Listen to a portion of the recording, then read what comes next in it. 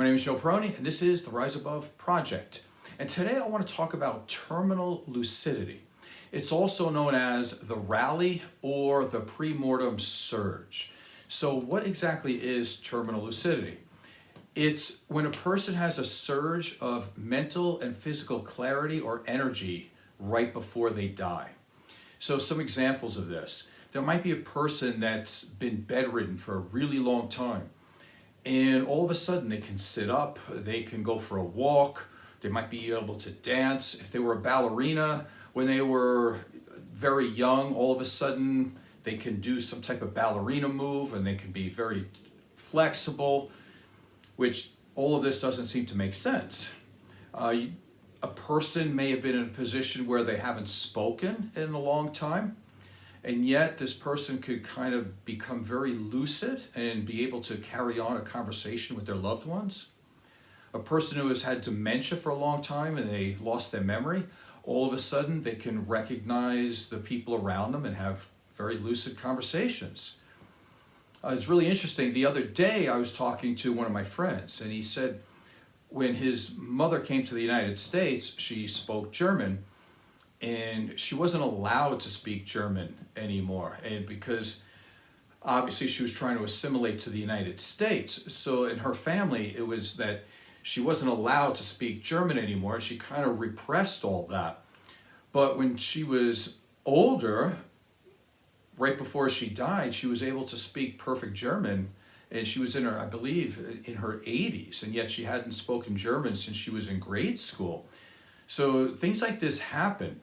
It's not considered to be an actual diagnosis, but most anybody who has had the experience of watching somebody die or they've worked in a hospice, many people will tell you of these type of experiences that actually happen. So why do these things happen? There's no clear evidence of why. It could be the body's final effort to function. It could be a psychological need to have some type of closure, to say goodbye, or they're still trying to reach out and to create some type of bond. So the question here comes, as a marriage and family therapist, what is my interest in terminal lucidity? My interest here is because there's this need at the end when people do have that moment of clarity, where they do end up having meaningful conversations. And that's really what I want to talk about, because this moment of lucidity doesn't last very long. They say 43% of people who experience this terminal lucidity, they die within a day. And 84% of people that experience this die within a week. So it's just a very small window of time where people go into this different realm and they become different people. And during this time, and this is the part that interests me a lot, is that people end up saying they're sorry, they do make amends, they do take responsibility for their mistakes and for their actions, and they allow themselves to be 100% vulnerable. Now, I'm not here to say that everybody's like that, right? I'm pretty sure that there's a lot of people that hold really bad secrets and things like this, and they take it to the grave. That's true.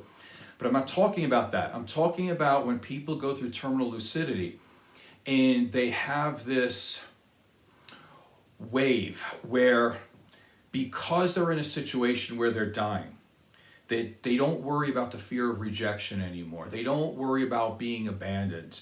They drop their ego completely. They have no judgments. They have no trust issues at this point. And because of that, they're able to be the person that they were supposed to be their whole life. Meaning that why throughout their life couldn't they be a type of person that looked at their partner and said, you know, I need to take responsibility for some of the mistakes here. You know, as a marriage and family therapist, I have people come in all the time. And it's extremely rare where somebody comes in and says, you know, I'm just not that good of a person, or I'm doing a lot of bad things, or I got a lot of things on my mind, or I've always had trust issues my whole life, and I'm not a good person in a romantic relationship. They don't do that. They're always pointing the finger, and they're always saying that their partner is wrong. They always want to make their partner change. And I'm wondering what it would take to put somebody in a position to where they can actually drop their ego and take responsibility for who they are as a person. Or how about a parent that is bedridden and at some point they're going to die and then they go through this terminal lucidity where they look at their kids and say, I'm really sorry for not always being the parent that you needed me to be. I've had a lot of issues and I did the best I could with what I had. And sometimes that wasn't enough. But I need to know that you are loved and you are the greatest part of my life. But sometimes I just fell short. Like, why can't parents be that open and honest throughout their life? And so I think as a therapist, what can I do to be a better therapist? And I think it would be to lean people towards being able to do these types of things, to be able to be lucid throughout their whole life instead of for the last 48 hours of their life. And this includes learning to be able to trust people, to learn to be able to be vulnerable with people and not to fear rejection and abandonment so much that they never talk. And never to think that if they ever say they're sorry about something, that the world is going to crumble and think that they're such a horrible person because somehow, some way they think everybody in this world is perfect and therefore if you fall in some way, no one's going to like you. I watched this movie a long time ago called The Last Samurai. And at the very end, it's not the very, very end, but it's the part where the last samurai dies. And I thought, in terms of terminal lucidity, that this was a good example of it, at least for me. And there wasn't a part where he was bedridden or anything like that, but he was a samurai. And throughout the movie, he's spending a lot of times, I think with some type of flower. I think it was an orange blossom or something like that. But he's always looking for the most perfect orange blossom, and it has to be this, it has to be this. And he spends a lot of time doing that. At the very end, he looks up at all the flowers, and he can see them. And he realizes the gift of being alive. And he looks and he says, they're perfect. They're all perfect.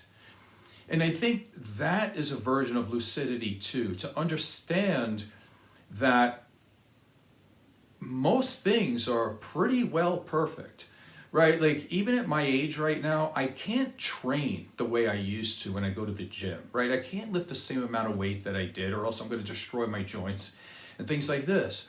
But every morning though, when I walk into the gym, I think this is perfect. Like, I feel good, I'm healthy, I'm at the gym, I'm throwing weights around, right? Like every day that I see my dogs and that they're alive, I go, they're getting older, I'm getting older. I don't know how much longer we'll have together, but this day it's pretty perfect. Even if they bark too much or they scratch something, it's like, who cares? It's perfect. They're alive and I'm experiencing this.